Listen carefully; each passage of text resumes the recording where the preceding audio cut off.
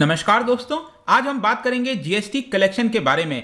यहां पर कल ही ये खबर आई है कि सितंबर के महीने में जो भी जीएसटी का कलेक्शन हुआ था उसमें 23% का इजाफा हुआ है। इसका अर्थ ये हुआ कि 2020 में सितंबर के महीने में जितना भी कलेक्शन हुआ था उसका 23% ज्यादा कलेक्शन 2021 के सितंबर महीने में आपको देखने को मिलेगा। यहां पर आप देख सकते हो government collects rupees 1.17 lakh crore as GST for September, 23% higher year on year. और इसी को ईयर ऑन ईयर कहते हैं, मतलब पिछले साल को आप इस साल से कंपेयर कर रहे हो, राइट। तो यहां पर हम डिटेल से समझेंगे कि एग्जैक्टली क्या हुआ है और इसका सिग्निफिकेंस क्या है। सरकार इस समय जीएसटी को बेहतर करने के लिए क्या कोई कदम ले रही है, काफी कुछ जानने को है। चलिए आगे बढ़ते हैं, लेकिन उसके पहले अगर आप यूपीएससी या फिर किसी भी एग्जाम की तैयारी कर रहे हैं तो सिंपली आप हमारे ऐप को डाउनलोड कर सकते हैं या फिर studyIQ.com पर जा सकते हैं। जितने भी कोर्सेज हैं आप उसको वहां से काफी कम दाम पर अवेल कर पाएंगे।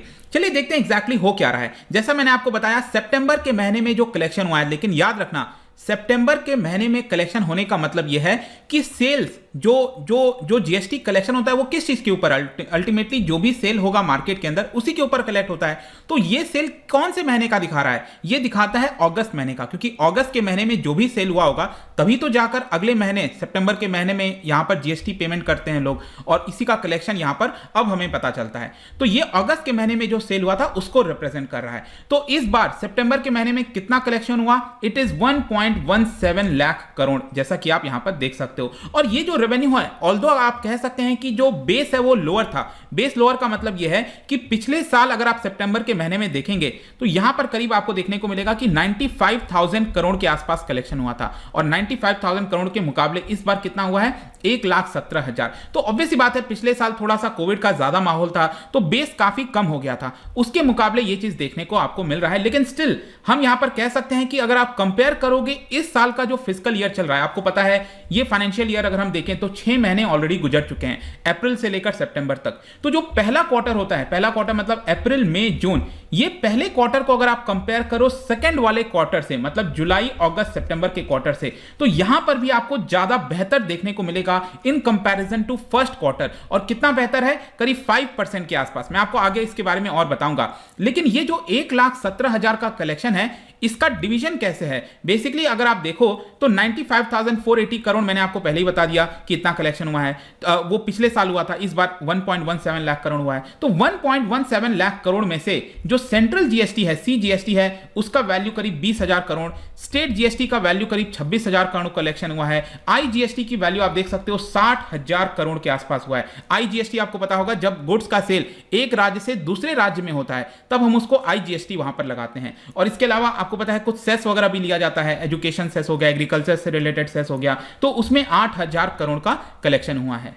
अब क्वेश्चन ये आता है इसका सिग्निफिकेंस क्या है? हमने समझ तो लिया इतना कलेक्शन हो रहा है, 23%, राइट, कोई छोटा अमाउंट तो होता नहीं है। देखिए यहां पर ये चीज दिखाता है कि जैसे जैसे हम इकोनॉमी ओपन करते जा रहे हैं, कोविड का जो डर है वो कम हो रहा है, वैसे वैसे इकोनॉमिक एक्टिविटी बढ़ती जा रही है। और डेफिनेटली इसका फायदा आपको आगे आने वाले समय में जो जीडीपी है उसके नंबर्स में भी देखने को मिलेगा। और यहां पर जो मैं आपको कह रहा था ना, फर्स्ट क्वार्टर और सेकेंड क्वार्टर को अगर आप कंपेयर करो, कहने का मतलब है अप्रैल मई जून, यहां पर जो कलेक्शन हुआ था अगर आप इसका एवरेज देखिए, इन 3 महीने का एवरेज करीब निकल के आता है 1.1 लाख करोड़ के आसपास। और आखिरी का जो 3 महीना है, जुलाई अगस्त और अब सितंबर का, 1,17,000 करोड़ का हुआ है। जो यहां पर अगर आप देखो तो ये 1.15 लाख करोड़ का है। मतलब कि यहां पर जो एवरेज मंथली है वो भी आपका पहले क्वार्टर से ज्यादा आपको सेकेंड क्वार्टर में देखने को मिलेगा। तो ये क्लियरली साइन करता है कि जो इकोनॉमिक एक्टिविटी है देश के अंदर वो बढ़ रही है। इसके अलावा सरकार ने यह कहा कि इकोनॉमिक ग्रोथ के साथ साथ एंटी इवेजन एक्टिविटीज हो गई,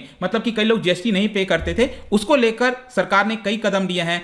स्पेशली जो फेक बिल यहां पर जनरेट किया जाता था लोगों के द्वारा, उसको सरकार के द्वारा पकड़ा गया है। कुछ सीए वगैरह जो चार्टर्ड अकाउंटेंट्स वगैरह यहां पर गड़बड़ी करते थे उनके ऊपर यहां पर कार्रवाई हुई है। और सरकार का यही कहना है कि अगले मतलब ये जो सेकेंड हाफ होने वाला है इस फाइनेंशियल ईयर का, पहला हाफ तो चला गया, अब अक्टूबर से लेकर मार्च तक का जो सेकेंड हाफ होगा उसमें फर्दर आपको हायर रेवेन्यूज ही देखने को मिलेंगे।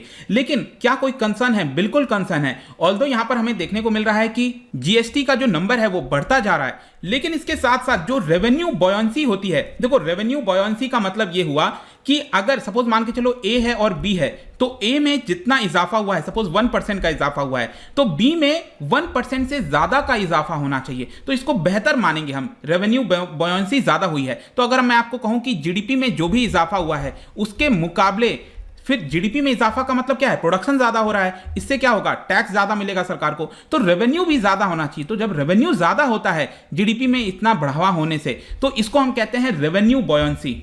तो अगर मैं जीएसटी के अंदर बताऊं, जब से जीएसटी लागू हुआ है 2017 के बाद से, तो रेवेन्यू बॉयंसी उतना बेहतर देखने को नहीं मिल रहा है। ध्यान रखिएगा, रेवेन्यू बॉयंसी उतना ज्यादा बेहतर देखने को नहीं मिल रहा है जितना एक्सपेक्टेशन किया जा रहा था। स्पेशली आपको पता होगा कि जो कॉम्पनसेशन दिया जा रहा था राज्यों को, वो अब बंद हो जाएगा। सरकार जब 2017 में लागू की थी तो 5 साल के लिए गारंटी दी थी कि जो भी सरकार, जो राज्य सरकार को नुकसान हो रहा है उसका कॉम्पनसेशन हम 5 साल तक करते रहेंगे। लेकिन ये आपका 2022 में खत्म हो जाएगा। उसके बाद राज्यों को चिंता है कि जो यहां पर रेवेन्यू उनको कम हो रहा था वो कैसे भरपाई होगी, ये थोड़ी सी चिंता की बात है। अब इन सारी चीजों को देखते हुए फाइनली कोई ना कोई सोल्यूशन तो निकालना था, इसलिए यहां पर सरकार ने क्या किया है, 2 मिनिस्टीरियल पैनल बना दिए हैं। मैं आपको आगे बताऊंगा वो पैनल है क्या। 2 मिनिस्टीरियल पैनल बना दिए हैं और ये डिसीजन अभी 24 सितंबर को लिया गया। आपको याद होगा ना, मैंने एक वीडियो भी बनाया था कि जीएसटी की जो मीट हुई थी, यहां पर मिनिस्टीरियल मीट होता है, तो उसमें सरकार क्या क्या डिसीजन ली थी। तो 24 सितंबर को जो मीटिंग हुआ था वहां पर 2 पैनल बनाए गए हैं। अब उसमें यही बोला गया है उनको, इस पैनल को, कि आप यहां पर जीएसटी को बेहतर करने की कोशिश कीजिए। जैसा सबसे पहले तो क्या कोई स्पेशल रेट इंट्रोड्यूस किया जा सकता है। आपको पता है कि इस समय जो रेट्स हैं वो 0, 5%, 12%, 8%, 28%, क्या किसी प्रकार का स्पेशल रेट इंट्रोड्यूस किया जा सकता है, उसको देखेगी कमेटी।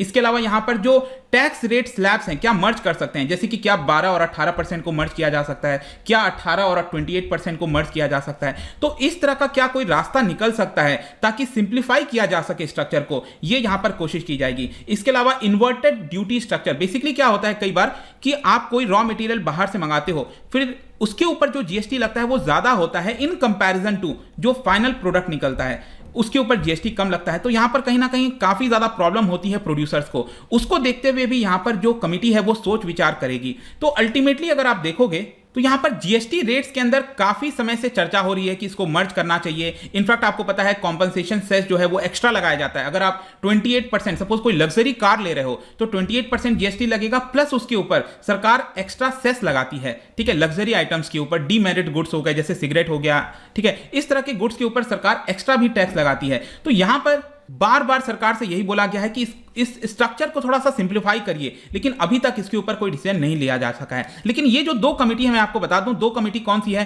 पहली कमेटी है यहां पर कर्नाटका के रिसेंटली चीफ मिनिस्टर बने हैं, आपको पता होगा बसवराज एस बोम्मई, तो उनकी अध्यक्षता में एक 7 मेंबर की कमेटी बनाई गई है। और जो महाराष्ट्र के डेप्यूटी चीफ मिनिस्टर हैं अजीत पवार, उनकी अध्यक्षता में 8 मेंबर की जीएसटी एक कमेटी बनाई गई है जो जीएसटी रिफॉर्म्स वगैरह के ऊपर ध्यान देगी, और इनको 2 महीने के अंदर जो रिपोर्ट है वो सबमिट करना होगा। देखते हैं क्या नतीजा आता है, यहां पर क्या कोई बदलाव होते हैं नहीं होते हैं। पर अभी के लिए हम कह सकते हैं कि डेफिनेटली जीएसटी रेवेन्यू कलेक्शन में आपको बढ़त देखने को मिल रहा है, और इसमें आगे भी ऐसा ही चलेगा तो डेफिनेटली इकोनॉमी को फायदा होगा। जाने से पहले एक काफी इंटरेस्टिंग क्वेश्चन आपके लिए, देखिए यहां पर आपको बताना है कि टैक्सेशन की जब हम बात करें, टैक्सेशन क्यों लगता है, सरकार टैक्स क्यों लगाती है। जाहिर सी बात है, एक सिंपल कारण है कि इनकम को रीडिस्ट्रीब्यूट करो। वो व्यक्ति जिसके पास इतनी इनकम नहीं है, वो गरीबी रेखा के नीचे है, तो उसके पास कुछ हद तक सुविधाएं पहुंचे, तो जो इनकम है उसको रीडिस्ट्रीब्यूट करने के लिए तो टैक्सेशन लगता है।